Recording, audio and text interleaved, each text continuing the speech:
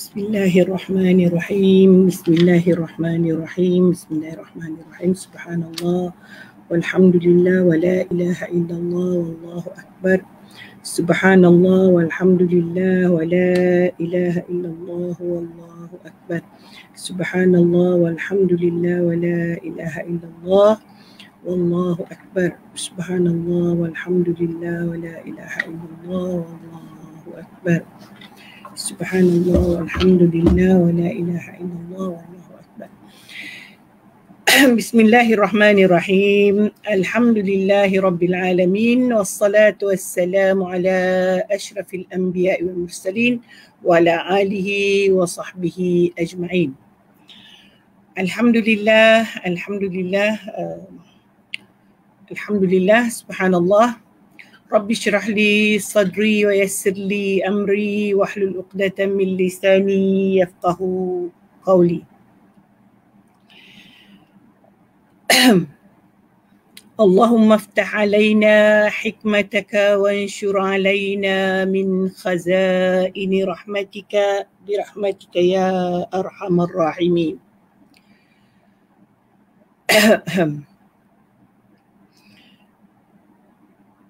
Setinggi kesyukuran kepada Allah Subhanahu Wa Taala, kita bertemu pagi ini. Kita mulakan pertemuan kita dengan bacaan memulai kitab Al-Fatihah. Bismillahirrahmanirrahim. Alhamdulillahirabbil alamin, arrahmanirrahim, maliki yaumiddin, iyyaka na'budu wa iyyaka nasta'in. Ihdinas siratal mustaqim, siratal ladzina an'amta 'alaihim غير المغضوب عليهم ولا الضالين آمين آمين يا رب العالمين. Alhamdulillah, kita bertemu lagi untuk siri kedua surah An-Nisa. Alhamdulillah, kita telah pun mulakan berapa hari 2 hari yang lepas, iaitu pada hari Khamis. Dan hari ini kita ada pada hari Ahad 9 Ogos masih berjalan nampaknya, dan kita perlu mengejar ataupun memenuhkan masa itu dengan sebaiknya dan sebagaimana yang mudah dah maklumkan bahawa dalam surah An-Nisa ini ada beberapa perkara yang dibincangkan, bukan beberapa tapi agak banyak perkara yang dibincangkan, dan sebahagian besar yang berkaitan dengan wanita disebutkan di dalam surah ini, sebab itu dinamakan surah An-Nisa, surah An-Nisa Al-Kubra. Dan bukan sahaja tentang wanita tetapi hukum-hukum yang lain, iaitulah hukum kita, hubungan kita dengan masyarakat, hubungan kita dengan anak yatim, dan hukum hakam yang lain hukum dalam perkahwinan, of course lah, banyak disebutkan. Dan hari ini kita berada dalam surah yang kedua, tetapi sebelum kita masuk surah yang kedua, saya kira kita ulang balik sedikit surah yang kedua pula. Ayat yang kedua, kita ulang sedikit ayat yang pertama yang kita bicarakan pada hari Khamis, iaitulah auzubillahi minasyaitanirrajim, bismillahirrahmanirrahim. يا أيها الناس اتقوا ربكم الذي خلقكم من نفس واحدة وخلق منها زوجها وبث منهما رجالا كثيرا ونساء واتقوا الله الذي تساءلون به والأرحام إن الله كان عليكم رقيبا. Dan Allah sebutkan dalam surah ini dan menyeru kepada semua manusia supaya bertakwa kepada Tuhannya. Ini satu peringatan, satu permulaan yang surah yang memberikan satu announcement, satu supaya kita memberi perhatian bahawa perkara yang utama dalam hidup kita ialah ketakwaan kepada Tuhan pemilik sekalian alam, yang menjadikan kita daripada satu jiwa dan daripadanya dijadikan pasangannya. Kita dah bicara hari Khamis, tak perlu ulang. Dan menjadilah ramai lelaki dan wanita. Dan apa yang Bunda nak tekankan lagi pada hari ini ialah ayat yang sebelum yang kita nak baca ni, wattaqullaha allazi tasaaluna bihi wal arham. Dia ulang perkataan wattaqullah di atas tadi wattaqu rabbakum. Sebab ayat ni ya ayuhan nas, wahai manusia. Jadi mestilah rabbakum, Tuhan kamu. Tapi bila disebut wattaqullaha allazi tasaaluna bihi, satu satu peringatan ini adalah ketakwaan kepada orang yang sudah mengesahkan Allah, supaya bertakut kepada Allah, tempat kita meminta, tempat kita memohon, tempat kita mengadu, tempat kita semua sebab kita sampai kepada satu tahap memang manusia tu walaupun dia tidak maaf ya, saya kena stopkan suara. Walaupun tidak percaya ataupun bukan tidak percaya, maksudnya tidak patuh, banyak perkara yang tidak dipatuhinya, tetapi ada masa dia rasa memang tiada tempat untuk dia mengadu melainkan Allah. Jadi Allah sebutkan wattaqullah, takutlah, maksudnya sepanjang masa, bukan ketika susah, bukan ketika senang, bukan ketika ada masa kita takut dan masa kita tidak. Ittaqullah ini satu perkara yang berterusan dalam hidup kita. Satu perkara yang mesti, yang sentiasa ada daripada kita celik sehinggalah kita tidur dan celik semula. Maksudnya tidur kita pun tidur yang ingat kepada Allah Subhanahu Wa Taala. Wal arham, dan Allah sambungkan ayat ittaqullah itu dengan silaturahim. Jadi begitulah rahim ataupun al-arham yang kita silaturahim ini, kita ini berkait rapat dengan takwa kita. Sebab itu Bonda sebut tadi di dalam surah ini juga menceritakan selain daripada An-Nisa tentang keluargaan dan sebagainya, ialah silaturahmi. Bukan mudah ya, dia cabaran sebenarnya untuk kita yang hidup di dunia ini untuk menghubungkan silaturahim, untuk menjaga silaturahim, menjaga persaudaraan, menjaga ikatan kasih sayang antara satu dengan yang lain. Kadang-kadang kita lihat ada orang yang baik sangat, semua orang dijaga, pemurah dan sebagainya, tetapi masih lagi memutuskan silaturahim. Ada pihak yang dia tidak suka, ada pihak yang dia kerana mungkin falsafah hidup mereka mengatakan yang menyusahkan itu tinggalkan. Memang yang menyusahkan itu tinggalkan, tetapi persaudaraan itu tidak boleh ditinggalkan kerana hubungan kita pada Allah berkait rapat dengan hubungan kita sesama manusia. Menjadi manusia yang pemaaf, menjadi manusia yang sentiasa memaafkan orang lain sebagaimana juga kita sentiasa memohon maaf kepada orang lain. Mengapa hanya sekecil kesalahan yang orang lain lakukan, kalau nak bandingkan kesalahan kita kepada Allah, kenapa kita tidak boleh memaafkan? Itu persoalan, ya, persoalan. Memanglah kita kata kita cuba tutup kita punya sayyi'ah dengan hasanah, keburukan kita dengan hasanah. Itulah kita berderma lah, infak lah, kita buat kasih sayang dengan orang lain lah. Kita kasih sayang melampau-lampau dengan orang ini, tetapi kita putus dengan orang ini, maka tidak betul juga. Kita mesti sayang, memanglah suka hati kita lah kalau nak melampau sayang, tetapi terlalu tidak suka dengan orang-orang tertentu kerana kita fikir dia menyusahkan. Saya nak tanya tuan-tuan dan puan-puan, siapalah kita untuk menentukan bahawa si Polan itu menyusahkan kita? Siapalah kita untuk menentukan bahawa si Polan itu memburukkan saya? Siapalah kita untuk menentukan bahawa dia menutup masa depan saya? Sebenarnya Allah yang Maha Tahu. Allah datangkan dia untuk kita menyedari bahawa kita perlu memperbaiki diri. Kita perlu berusaha. Bukan untuk memarahi dia, bukan untuk membenci dia. Sebab itu Allah sebutkan ittaqullah. Apabila ada sesuatu yang membuat kita rasa tidak senang, rasa rasa tidak puas hati atau sebagainya, maka kita kita terus cepat-cepat untuk mengatakan bahawa Allah menyuruh aku bertakwa, takut, patuh kepada Allah dalam masalah silaturahim. Allah minta kita sedar, ittaqullah, takutlah kepada Allah. Maksudnya, mudah katalah, kita rasa siapalah saya nak memarahi sangat dia. Mungkin Allah datangkan dia untuk menduga saya. Mengapa saya perlu tinggalkan dengan memutuskan silaturahim? Putuslah tu silaturahim namanya kalau tak nak tegur, marah. Sekarang media sosial langsung tak mau bertegur siapa dah. Tak mau orang lain bertegur siapa dengan orang tu pun kita marah. Kita rasa tak senang kerana dia baik dengan si Polan. Itu satu perkara yang sangat-sangat tidak bagus.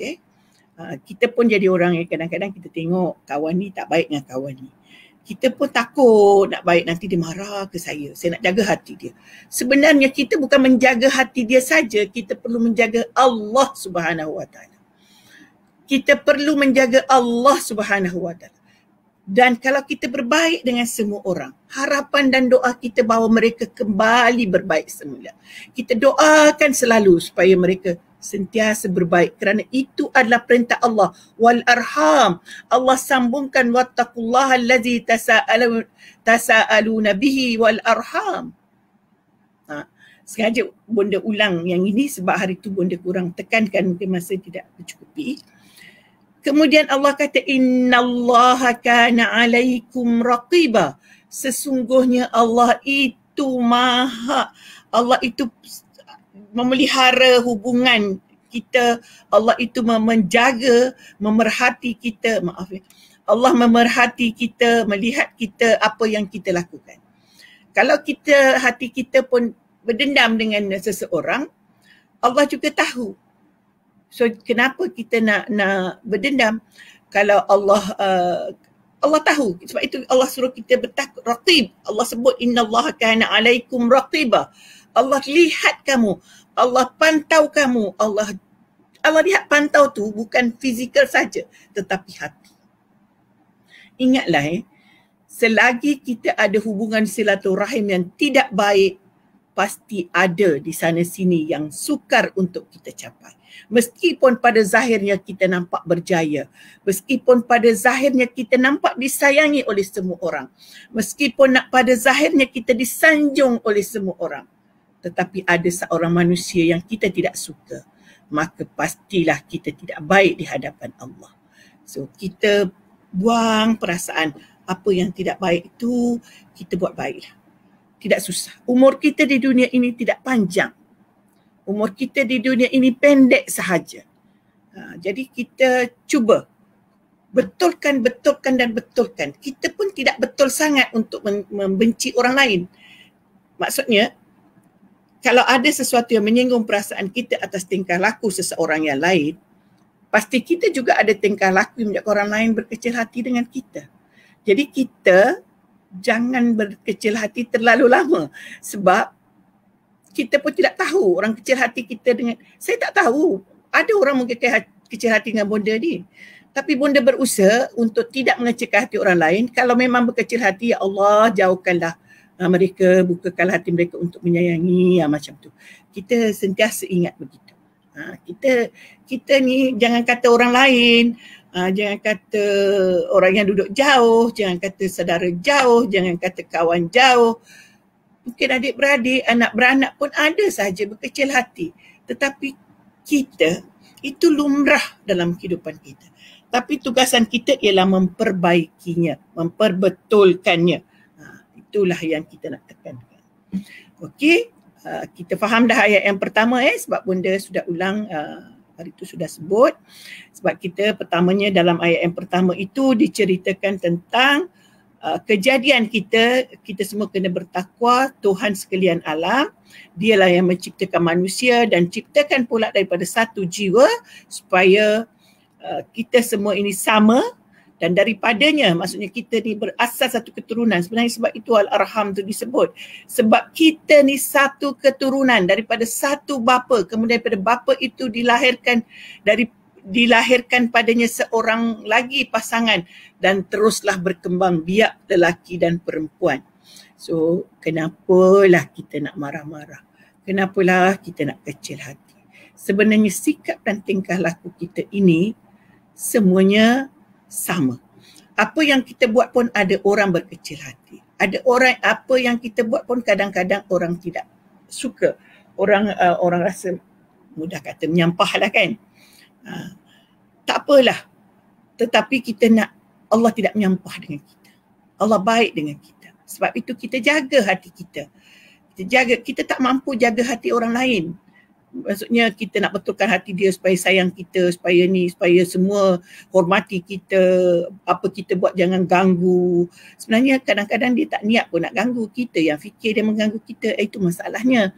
Jadi berbaik-baiklah, berfikirlah secara normal, berfikir secara baik, sentiasa positive thinking, sentiasa sangka baik. Orang tu buat ni kita fikir baik-baik. Kadang-kadang kita ni bila buat kuih contohnya, orang tu buat kuih sama, sebelah rumah kita pula, kita jual dia pun jual. Kita jual dia jual. Dia jual lebih murah pula kita. Lepas tu kita marah. Apalah dia nak bersaing dengan saya. Tahu mana kita nak bersaing dengan kita? Boleh jadi niat dia bukan nak bersaing pun. Tapi itulah yang dia tahu kerana dia belajar daripada kita. Dan rezeki itu di tangan Allah. Cuba pergi ke kedai-kedai jual kuih contohnya. Orang jual kuih sama. Kita pun tak tahu yang mana sedap kita beli. Itu rezeki dan Allah yang bukakan hati pelanggan. Bukannya kuih kita cantik ke, kuih kita apa ke, Allah yang buka hati pelanggan. Sebab kita buat dengan cara yang baik. Kita doa perkara yang baik. Apa saja kita buat begitu. Contoh saya menulis buku. Buku saya orang yalah, alhamdulillah lah so far orang bagi review baik. Tetapi kan mungkin ada yang rasa tidak puas hati. Itu cita rasa orang. Kadang-kadang orang review bagus. Lepas tu bila kita baca, apalah dia ni review, aku tak suka betul. Itu dia review mengikut cita rasa dia. Kita baca ikut cita rasa kita. Macam tu juga makanan. Dia review sedap bukan main. Sampai kita baca tu terlio-lio. Tapi bila kita rasa, ya Allah, tak ada rasa. Itu lidah kita. Itu perasa kita tidak sama dengan perasa dia. Jadi kita jangan kecil hati. Jangan mengutuk, jangan ini dan sebagainya. Sebab itu kita bersaing sihat. Maksudnya kalau kita nak usaha lebih baik, adalah ciri-ciri kita, kelainan kita. Tapi bukan atas kesombongan, bukan atas keegoan, bukan kita marah orang yang membuat perkara yang sama, kerana itu rezeki di tangan Allah. Saya mohon maaf lah saya mengingatkan diri sendiri, bukan sahaja kepada sahabat semua, tetapi kepada diri sendiri juga. Mudah-mudahan kita jauhi, sebab Allah dah sebut ini. Dimulakan dengan kejadian kita daripada satu, kemudian berkembang biak, kemudian Allah ingatkan lagi, bertakwalah kepada Allah yang kamu minta kepadanya. Kamu minta macam-macam, tetapi al-arham tak jaga. Silaturahim kita tidak jaga. Allah pantau kita, innallaha kana alaikum raqiba. Kau minta ini, tapi aku suruh kau menjaga silaturahim, kau tak jaga. Macam itulah mudahnya. Bukanlah Allah kata begitu, tetapi kalau nak difahami, begitulah kan. Kenapa Allah meminta kita bersilaturahim? Mesti ada hikmahnya. Mesti ada sesuatu yang sepatutnya kita pelihara dan sepatutnya kita jaga. Kerana itulah saya boleh sebut, kita tidak lama di dunia. Bersayang-sayanganlah, berkasih sayanglah dengan semuanya. Saya nak beritahu, kadang-kadang yang kita rasa musuh itulah yang menunjukkan kita jalan yang benar. Kadang-kadang musuh yang kita tidak suka itulah, bukan musuh lah, kadang-kadang kita tak suka seseorang, dialah rupanya yang menyebabkan kita membaiki diri. Rupanya dialah yang menyebabkan kita bangkit. Maka bersyukurlah dan berterima kasih kepada dia. Dan apabila berterima kasih bukan buat sengap saja, buat senyap, masih marah lagi. Tidak. Kita mesti hubungi dengan berbaik-baik. Malah hadis tahabu itu, berhadiah-hadiah dan berkasih sayang itu, ada yang saya tak ingat pula syarahnya, saya jumpa bahawa kalau kita mula tidak suka seseorang, maka kita berilah hadiah supaya kita berkasih sayang. Maksudnya timbal balik daripada hasil pemberian hadiah itu, kita kembalikan kasih sayang kita. Jadi kata kita dah terlajak bercakap kasar-kasar sebelum ni. Kita pun rasa malulah nak buat baik semula. Malu pada diri sendiri ke malu kepada Allah? Malulah kepada Allah, ya. Malulah kepada Allah. Usahalah sebaik mungkin untuk mendapat jalan yang lebih baik. Okey. Okey, ini kita nak masuk ayat yang penting juga. Samalah juga ayat tadi pun penting, ayat ini pun penting juga. Okey. Saya cuba tengok.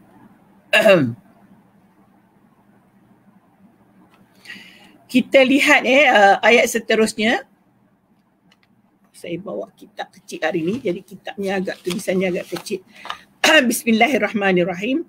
Wa atul yatama amwalahum wa la tatabaddalu al-khabitha bit-tayyib wa la ta'kulu amwalahum ila amwalikum innahu kana huban kabira.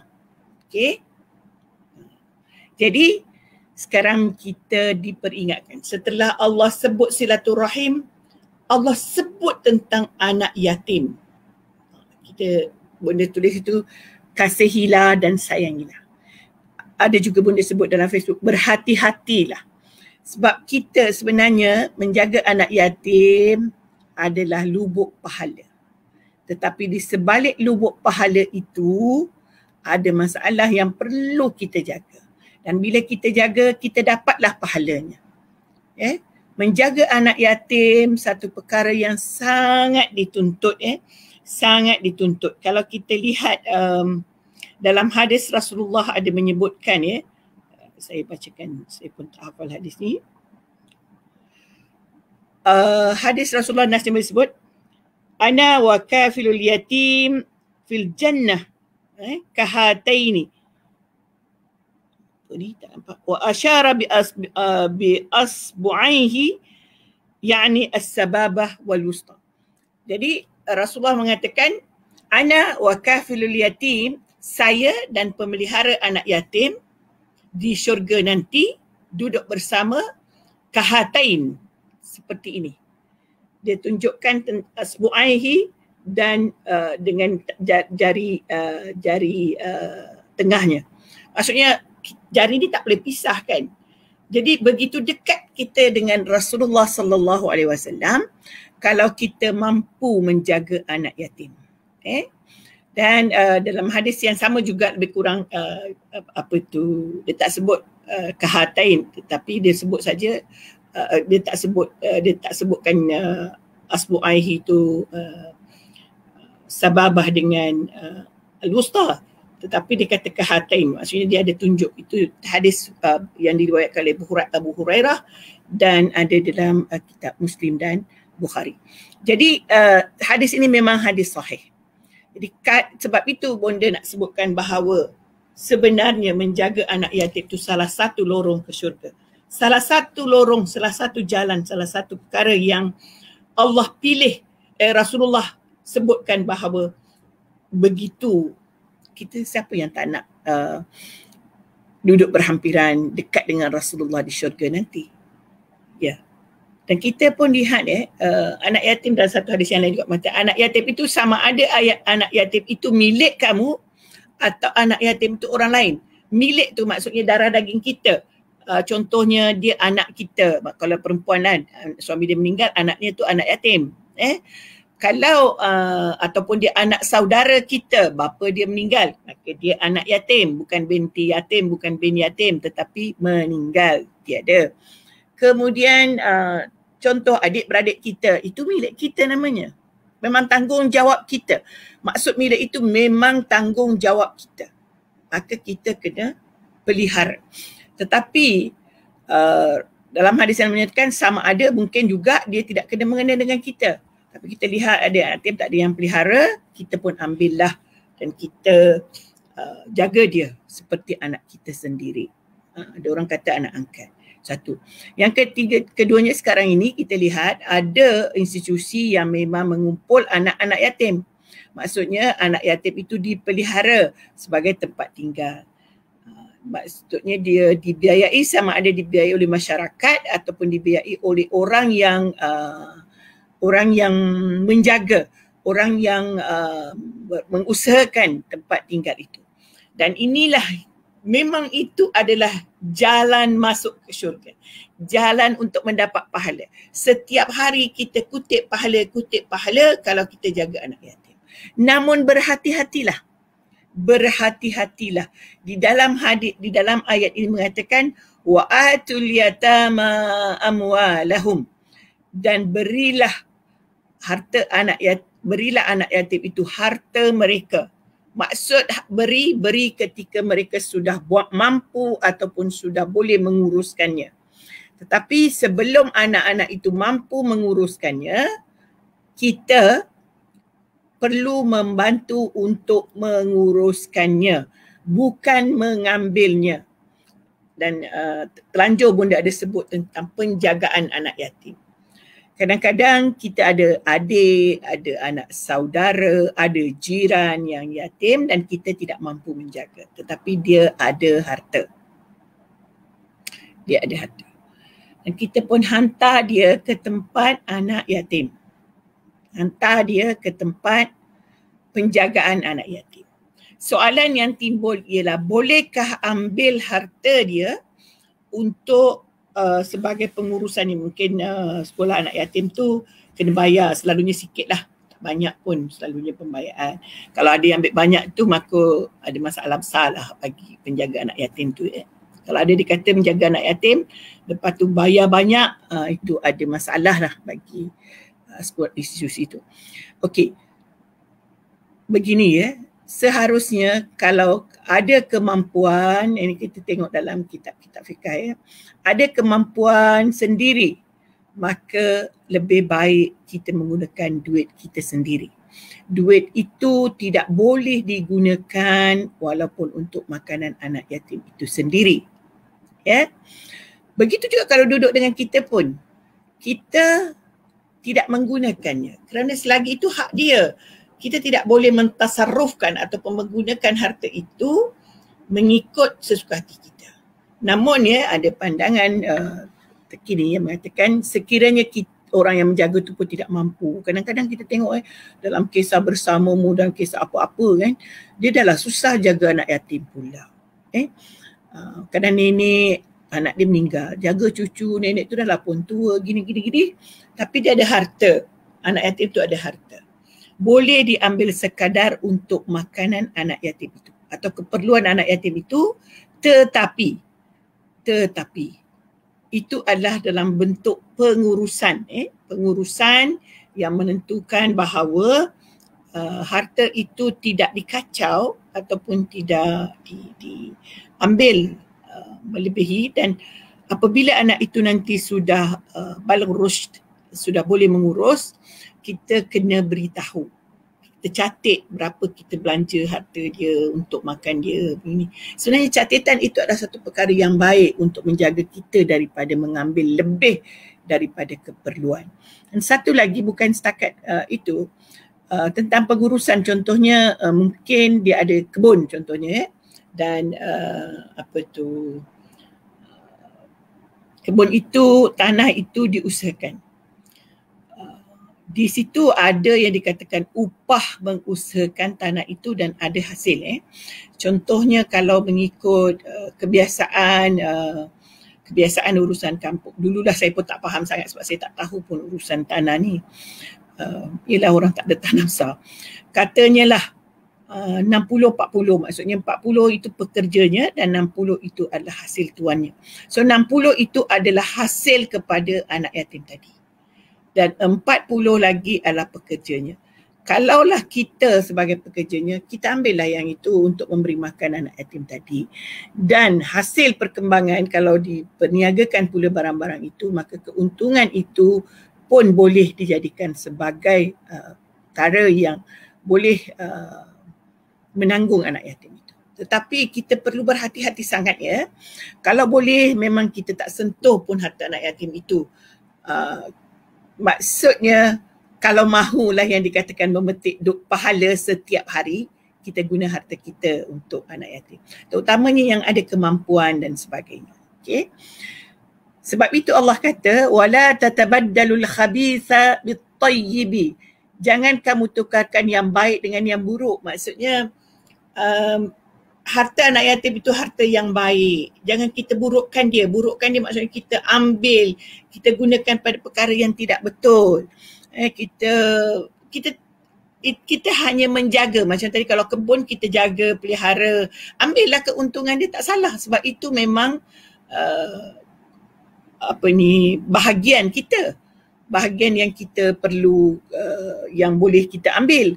Sebab itu hasil titik peluh kita, bukan harta anak yatim itu. Katalah bapa dia tinggalkan 3 ekar.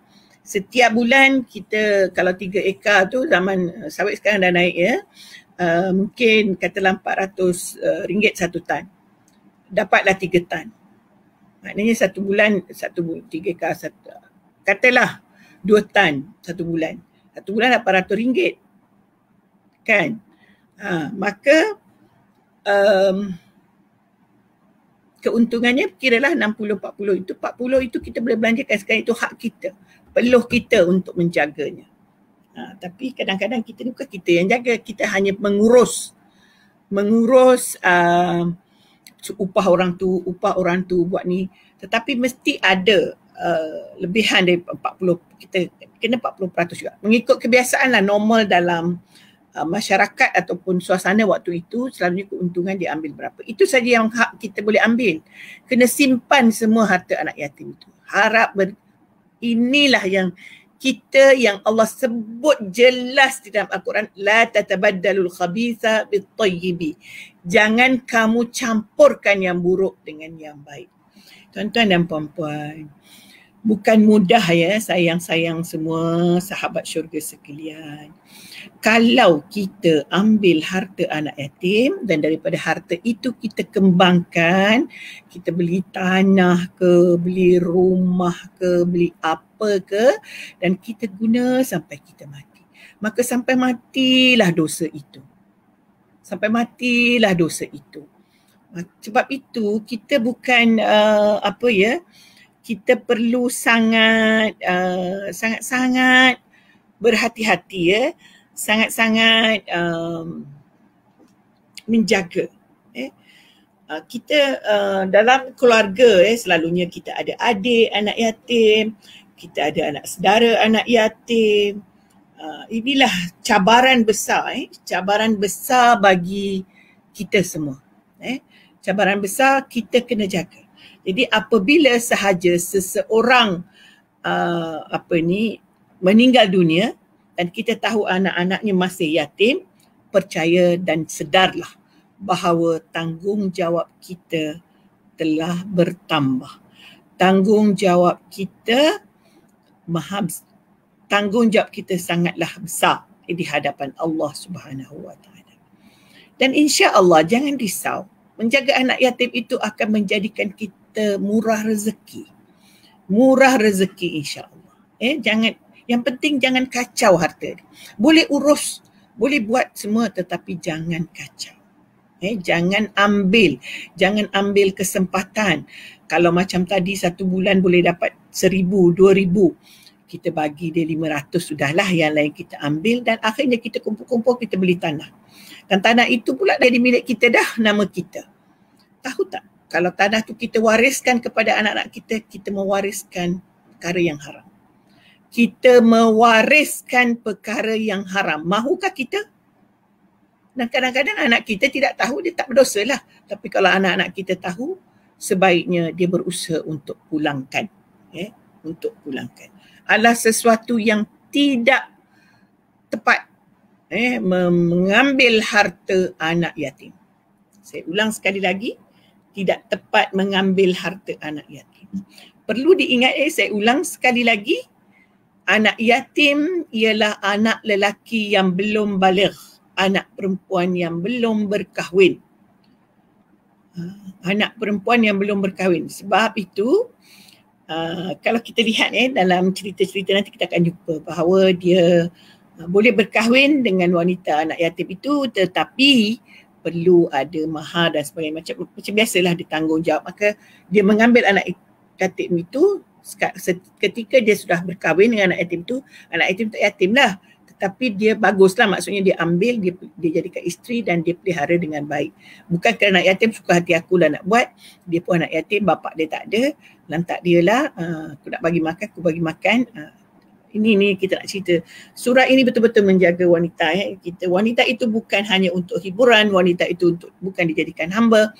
Walaupun dia anak yatim, walaupun dia anak siapa, walaupun siapa, isteri itu adalah sama taraf dengan suami.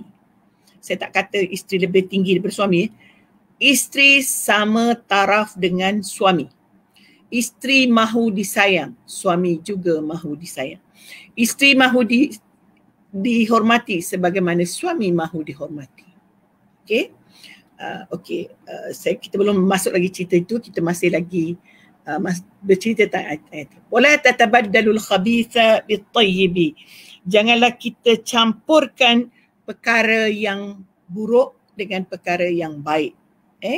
Mungkin maksud dia di sini harta anak yatim itu macam saya sebutkan tadi, baik dan kita pun baik.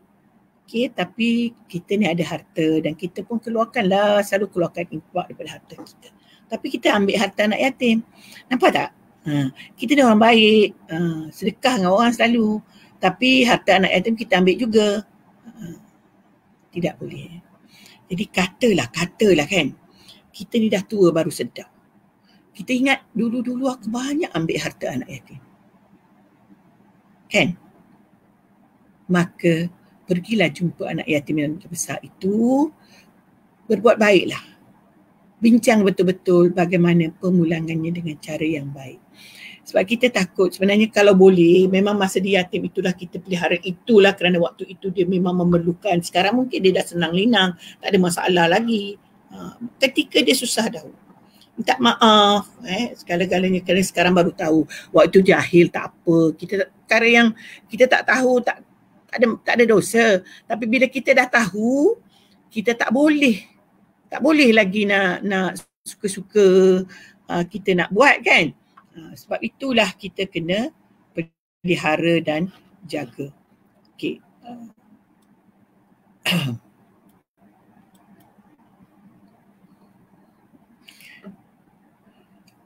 Okey, kami ada ya. Hari tu tak ada kan, tak sihat lah ke atau ada urusan, biasalah tu. Buat live ni macam cikgu juga tau. Bila tak nampak anak murid tu tak ada, dia nampak mana dia tak ada. Hati kita degup-degup juga. Sakitkah? Tapi tengok dia datang balik, dia tengok balik rakaman, adalah Tuhannya. Kadang-kadang dia beritahu, kadang tak beritahu, tapi tak apa, tak ada masalah, memang ada. Terima kasih semua yang selalu mengikuti live bonda ni. Mudah-mudahan kita sama-sama dirahmati Allah. Saya tak kata saya ni bijak sangat untuk menyampaikan ilmu, tetapi kita share sedikit-sedikit.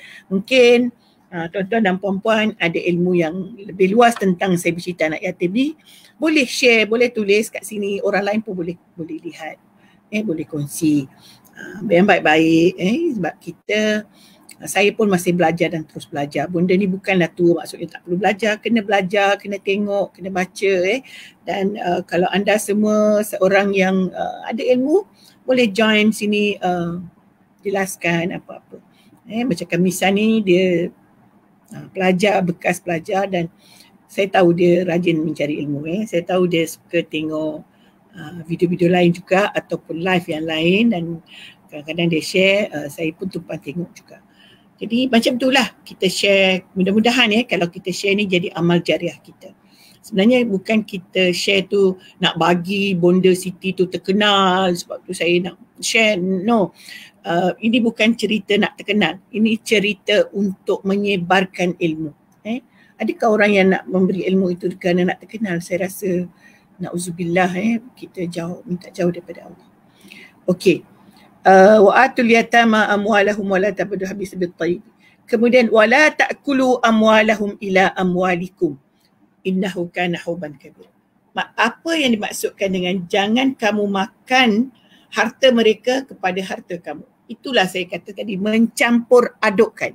Dia kata tak apa aku campur, kalau katalah kan kita ni ada gaji kita masuk kat satu account bank. Harta anak kita, anak kita tu sentiasa juga masuk anak yatim tu, kerana mungkin dia ada, katalah ada KWSP ke, ada ada apa lagi, ada pencen, kita masukkan dalam akaun kita, maka bercampurlah harta kita dengan harta anak yatim. Dan kita tak tahu, kita tak tulis jumlahnya berapa, harta dia berapa, yang aku belanja bulan ni berapa, kita tengok banyak lagi baki duk, kita tak apa, ada ni kita buat ni, ada buat ni. Itu masalahnya. Sebab itu kita jangan campur harta anak yatim dengan harta kita. Nanti kita termakan dosa besar. Sebab itulah Rasulullah kata, aku dan orang yang menjaga anak yatim itu duduk dekat di syurga, kahatain. Dia tunjuk jari, dua jarinya, memang kalau kita ni jari tak akan berpisah. Adakah jari kita ni, jari ke tengah kita lari ke sana, jari ni lari ke sini? Tak, dia duduk dekat-dekat. Tetapi susahnya begitulah. Kalau memang kita ada anak yatim, tak kira lah anak yatim itu anak orang lain atau anak saudara kita, adik kita ataupun anak kita sendiri, kita mesti ada catatan khusus harta mereka. Kalau boleh akaun lain-lain, senang. Jangan kita, tahulah sekarang kalau kita kat ATM, banyak lagi duit, kita lupa itu duit anak yatim. Kita lupa itu bukan harta kita. Tapi kita pun kata, tak apalah aku nak sedekah. Tak boleh hang sedekah dengan harta anak yatim itu. Jangan campur perkara baik dengan perkara buruk. Membelanjakan harta anak yatim untuk sedekah tidak sesuai. Sedekah benda baik. Ambil harta anak yatim habis. Jadi ini ada peraturan. Yalah, dulu-dulu mungkin kita tak ada kemudahan simpan ke akaun. Zaman dululah kan. Sekarang dah ada. Dulu dia orang memang simpan dah sarung bantal ni, yang ini simpan sarung bantal ni. Tiba-tiba terlupa sarung bantal mana duit aku, sarung bantal mana duit anak yatim. Tak boleh. Kita sekarang ni ada kemudahan. Kita ada sistem, kita masuk Excel, berapa duit kita keluar, berapa duit anak yatim keluar, untuk urusan apa, untuk urusan ni dan sebagainya. Itu adalah lebih baik. Urusan lebih baik sebenarnya.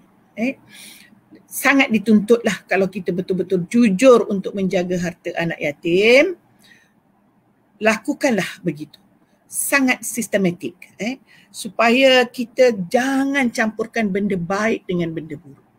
Kita kata, aku ni nak beli makanan untuk dia, benda baik kan? Ambil je lah. Nanti bawa balik rumah, dia makan, kita makan. Bercampur kan?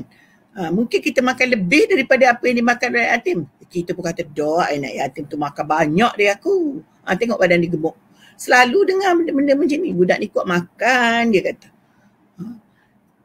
Kuat dia makan, banyaklah pahala kita dapat kalau kita yang bagi. Kita usahalah. Kalau kita memang nak menjaga, lainlah kalau saya cerita tentang makcik-makcik tadilah kan. Jaga cucu yang yatim. Dia pun tak mampu. Tapi dalam keadaan sekarang ni mungkin dapat bantuan. Bantuan daripada kebajikan masyarakat. Kita sebagai nenek pun dapat bantuan. Dia pun dapat bantuan. Kita kata campurlah. Dua-dua, aku bantuan ku ada, bantuan dia pun ada.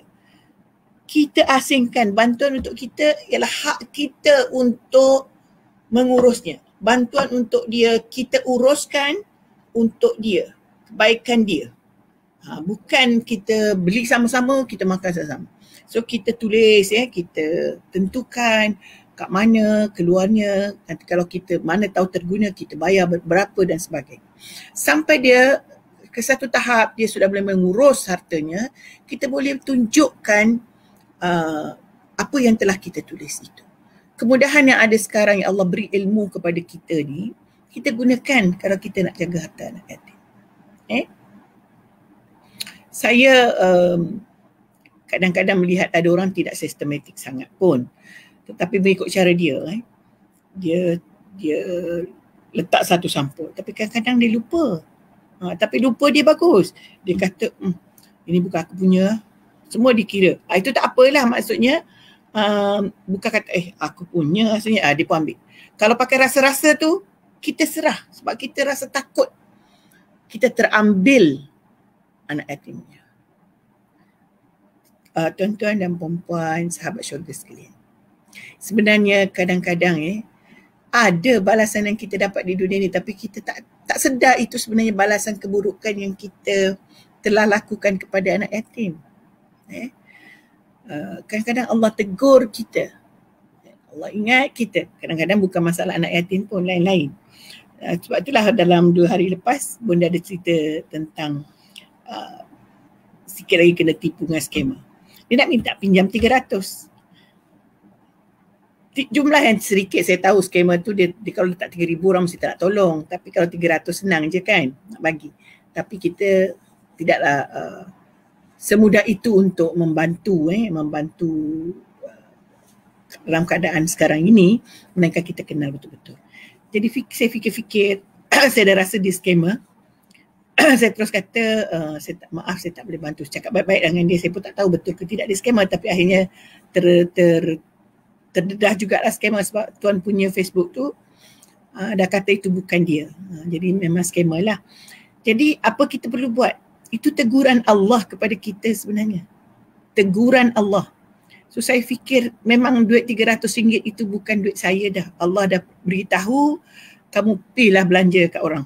Tapi bukan pada skema itulah. Pada yang saya rasa sesuai untuk dibagi. Itu teguran Allah tu selalu ada. Jadi kita ingat-ingat. Kalau kita ditegur oleh Allah, kita cepat-cepat sedar.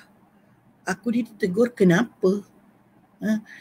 Kalaupun, saya selalu fikir bila ada kadang-kadang kita tercecer barang, kita tertinggal barang, hilang dan sebagainya, kita pun kata saya sedekahlah tapi tambah lagi yang lain. Mudah-mudahan Allah pelihara yang tinggal itu. Kerana mungkin ada rezeki yang Allah beri pada kita sudah bukan hak kita. Maksudnya Allah mahu kita tambah lagi, kita beri kepada orang lain. Okay. Jadi saya kira ada beberapa perkara yang kita, kalau kita bersedia untuk mahu memberi anak yatim, kita juga bersedia fizikal, mental, emosi, kita bersedia dengan perasaan kasih sayang, kita bersedia dengan kemampuan kita untuk mengurus dengan baik. Kalau kita tidak pandai mengurus dengan baik, pengurusan keuangan kita tidak bagus, ada baiknya kita upah orang lain. Kita mungkin ada accountant ke, ada apa ke yang kita letak ini harta anak yatim. Boleh tak tolong uruskan pengurusan perbelanjaannya? Maksudnya dia akan beritahulah bagaimana boleh dijalankan dengan sebaiknya. Sebab kita kalau sudah terambil itu atau tidak pandai mengurus keuangan dengan baik, kita rasa kalau bonda lah, tak pandai memang mengurus keuangan, kita beri pada orang lain yang boleh mengurus. Tak payah harta anak yatim, harta sendiri pun tak tahu nak urus. Macam bonda kata bonda urus buku bonda jual. Bila bonda kata bonda nak derma sekian-sekian masjid, kalau ni supaya pembeli juga dapat pahala, saya tak mahu simpan dalam akaun saya. Kalau bonda simpan akaun bonda memang pakai tak bagilah, tak tahulah berapa. Jadi saya tumpang pada syarikat anak, okey akaun ni tolong masukkan, tolong jaga. Jaga berapa duit masuk, sekian-sekian saya nak dermakan. Tu tak derma lagi, dah keluar dah separuh tapi ada lagi sikit. Jadi maksudnya tak bercampur. Kalau dia masuk kat akaun saya, memanglah masalah besar. Sebab itu, kalau anda tengok pada pembeli buku saya, kenapa bonda tak bagi akaun bonda sendiri? Bonda bagi akaun Rayyan Power Solution. Dia adalah satu syarikat anak-anak saya. Yang ada seorang memang jaga tentang perbankan dia. Dia tahu duit tu masuk, sekian banyak. Itu kita sedar kalau kita tak mahu dia bercampur perkara yang bukan hak kita. Sebab kalau kita ada akaun peribadi yang lain, akaun syarikat ke apa yang lain, itu bagus. Maksudnya dia berasing. Atau akaun peribadi pun tak apa. Tetapi kita tahu bahawa duit itu adalah duit ni. Kita tak masuk duit lain di situ. Duit belanja kita harian lain-lain. Kalau masuk sama, maka jadilah perkara-perkara yang sangat menyusahkan. Mungkin kita rasa untuk pertamanya kita rasa okey je. Aku pandai je jaga. Nasib Maznah hari bila saya pin mesti keluar Maznah punya. Ke Maznah yang banyak komen. Tak apalah Maznah. Sambil-sambil bercuti tu, rezeki hang lah. Saya duk pin ni. Bagus-bagus lah dia cerita satu rahim tadi. Mana lagi? Saya nak cari, nak pin ni. Tanah Ibrahim lagi ke atas. Kamisa. Memanglah. Of course lah Kamisa dengan Maznah ni yang banyak. Ni dia yang rajin. Mana lagi? Mok Cik nak cari, Mok Cik tak nampak. Kita tengok Bahariah ni cakap apa. Dia tak ada link pula, tak ada line. Alah, Cian. Tak apalah Bahariah. Kita tengok Kamisah cakap apa. Baca dah, saya tak nampak nak baca. Saya tahu kadang-kadang kita ni duduk jauh-jauh line tak berapa bagus. Tapi tak apa, nanti tengok kemudian ya. Okey, saya balik pada cerita tadi. Wala ta'kulu amwalahum ila amwalikum, jangan campur adukkan. Nanti kita termakan. Termakan tu bukan arti makan saja. Terpakai, terguna, kita pula macam-macam. Hari ni kereta rosak, hari ni motor rosak, hari ni gate rumah rosak. Ada gate rumah rosak. Saya dah tu selalu kalau guru ding, rosak pula remote-nya. Macam-macam dalam dunia ni. Keperluan anak sekolah nak dibayar, gini-gini. Kita rasa duit ada, kita nampak ada duit, tak tahu pula kita lupa bahawa duit itu adalah duit anak yatim yang kita bantu. Maka ini adalah sangat tidak sesuai. Jangan kita campurkan kerana kita boleh jadi termakan. Maka niat kita untuk menjaga itu akhirnya sudah menjadi merosakkan. Jadi sebab itu menjaga anak yatim ni macam kita duduk dua persimpangan. Sama ada kita tergelincir ke neraka atau kita masuk syurga. Tapi mudah saja masuk syurga. Kalau kita, bukan mudah maksudnya satu perjuangan jugalah bila Rasulullah kata of course lah kita suka nak duduk dengan Rasulullah di syurga. Tetapi amat berjaga-jaga tu. Kita kata bila lagi saya nak duduk dengan syurga dengan Rasulullah. Peluang bila ada anak yatim untuk dijaga. Tetapi syaratnya kita jangan campur adukkan, kita jangan ambil, kita jangan kacau harta dia sehingga kita serahkan bila nanti sampai masanya. Jangan sekali-kali kita kata okey saya pun belikan baju dia juga, saya beli ni tak apalah, kali ni pergi beli baju sekolah anakku dengan anak dia sekali, pakai duit dia lah dulu. Ya, lepas tu lama-lama lupa nak bayar. Ini masalah kita ya. Sebab itu kalau boleh kita belikan dia baju pun, bukan kalau boleh, memang sepatutnya dari segi hukumnya belikan dia baju pun pakai duit kita. Kata nak bantu anak yatim, kalau hang pakai duit dia itu tak bantu, cuma bantu mengurus saja. Ya. Jadi kita kena tamak pahala. Apa-apa pun kita kena tamak pahala. Bukan fikir hak, bukan fikir Allah, saya uruskan dia, saya dapatlah hak kita, bukan main lagi. Tetapi yang kita kejar ialah pahala, bukan yang lain-lain. Maka kita fikirkan, buat perkara yang baik tadi. Kerana Allah kata innahu kana huban kabira. Sesungguhnya mencampur adukkan harta anak yatim dengan harta kita itu adalah dosa yang besar. Kalau kita dah terambil harta anak yatim itu memang dosa besar. Dosa huban, dosa kabira, besar. Jadi berhati-hatilah di dalam di dalam menguruskan harta anak yatim. Jangan sampai kita menginiaya. Jangan sampai kita terambil dan sebagainya. Agak panjang Bonda bercerita tentang anak yatim hari ini. Pukul 11.30 dah rupanya. Nanti kita akan lihat dalam masa dalam hari ini hari Ahad, hari Selasa nanti kita akan baca. Nampaknya bila ayat yang kita baca ni agak panjang-panjang jadi kita mungkin kena baca sikit-sikit je lah. Pada hari Selasa nanti kita akan baca ayat yang menunjukkan bagaimana kita kalau kita rasa bermasalah dengan harta anak yatim, apa yang perlu kita buat? Apa yang perlu kita buat?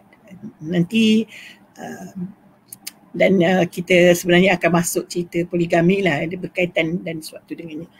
So okay, jadi sebelum kita mengakhiri kita punya kita punya perbincangan hari ini, kita tanamlah dalam hati kita bahawa kita akan sentiasa membantu anak yatim. Bukan membantu, maksud saya begini, kadang-kadang kita tidak menjadi pengurus mereka sebab dia orang lain. Tetapi kalau kita nampak anak yatim, sama ada dia ada harta atau tidak ada harta, kita adalah wajar dan dituntut untuk memberi sedekah kepada mereka. Sebab kalaupun dia ada harta dan dia tidak menguruskannya sendiri, mereka masih perlu bantuan. So kita bantu mereka, kita bagi tak banyak. Kalau kita ada RM10, RM10 lah. Kalau kita ada lebih, kita ada lebih. Kalau kita kurang lah. Sebab itu Bonda kata buat tabung derma, sekali solat, sekali masuk RM1. Cukup bulan berapa? Kan? Jadi itulah yang kita kalau nampak anak yatim, kita boleh bagi. Kita boleh bagi direct, tidak perlu kita hantar ke sekolah dan sebagainya. Kadang-kadang juga kalau kita kata, kadang begini saya tengok kerana ada juga hadis mengatakan memberi makan anak yatim, maka orang suka buat kenduri panggil anak yatim. Bagus juga yang begitu. Tapi pada saya, selain daripada kita panggil itu, bagi makan, beri duit, bantu duit. Sebab dia juga mungkin ada benda-benda yang dia nak guna. Dia terlihat orang makan aiskrim, dia pun teringin nak makan aiskrim. Dia terlihat kawan dia ada ni, dia pun teringat. Budak kecil kan? Kita perlu menggembirakan mereka. Masya Allah. Sebenarnya baik semua. Saya tahu ramai orang kita yang baik-baik, subhanallah, Masya Allah. Mahu menggembirakan anak yatim, panggil mereka makan-makan, mungkin makanan yang sedap-sedap. Lepas tu bekalkan lagi sedikit sumbangan. Sama ada you menyumbang ke sekolah atau menyumbang direct kepada pelajar. Tetapi saya nak beritahu selain daripada kita menyumbang direct kepada institusi, ada juga bila kita sumbang terus kepada pelajar, itu membahagiakan jiwa mereka. Tak banyak lah sebab kita mungkin duit RM10, RM5 dia nak gunakan untuk beli. Dia budak umur 8 tahun, 7 tahun. Dia tengok orang makan kacang, dia tengok kacang. Dia tengok orang makan coklat, dia makan coklat. Bukan kalau kita belikan coklat, kita tak tahu betul ke coklat itu dia suka atau sebagainya. Kita bagi dia duit supaya dia boleh belanja sebagaimana kita juga mahu memilih apa yang kita nak beli. Itu pandangan saya, pandangan Bonda secara peribadilah. Kalau nak derma, nak bagi-bagi sekolah dan sebagainya itu bolehlah, tapi kita tengok jangan sampai semua orang derma baju sekolah kat dia. Bila nak masuk sekolah ada 7 helai baju. 7 helai baju sama saiz. Takkan nak pakai 7-7. Kenalah pengurusnya pula menjual baju tu untuk bagi duit dia semula kepada pemiliknya. Itu maksudnya pengurusnya agak susah. Jadi kita berusaha untuk yang baik-baik. Okey, kita berdoa kepada Allah, mudah-mudahan apa yang kita usahakan itu dirahmati dan diberkati oleh Allah. Diberikan jalan yang betul, jalan yang maksudnya memang sesuai dan memang tepat sebagaimana yang dikehendaki. Okey. Memang siapa banyak komen dia lah banyak keluar. Tadi Kamisa lagi, tadi Mazna lagi. Okey, terima kasih semua. Terima kasih kepada semua sekali yang bersama saya pagi ni, yang share. Dan marilah kita berdoa kepada Allah. Mudah-mudahan kita sentiasa selamat. Bismillahirrahmanirrahim. Allahumma inna nas'aluka salamatan fid din wa afiyatan fil jasadi وزيادة في العلم وبركة في الرزق وتوبة قبل الموت ورحمة عند الموت ومغفرة بعد الموت. اللهم هون علينا في سكرات الموت والنجاة من النار والعفو عند الحساب. ربنا لا تزغ قلوبنا بعد إذ هديتنا وهب لنا من لدنك رحمة ربنا آتنا في الدنيا حسنة وفي الآخرة حسنة وقنا عذاب النار وصلى الله على سيدنا محمد. Bismillahirrahmanirrahim. Wal asri innal insana fi khusrin illa allazina amanu wa amilus solihati wa tawassaw. Wallahu a'lam bis-shawab. Wabillahi taufiq wal hidayah. Wassalamualaikum warahmatullahi taala wabarakatuh.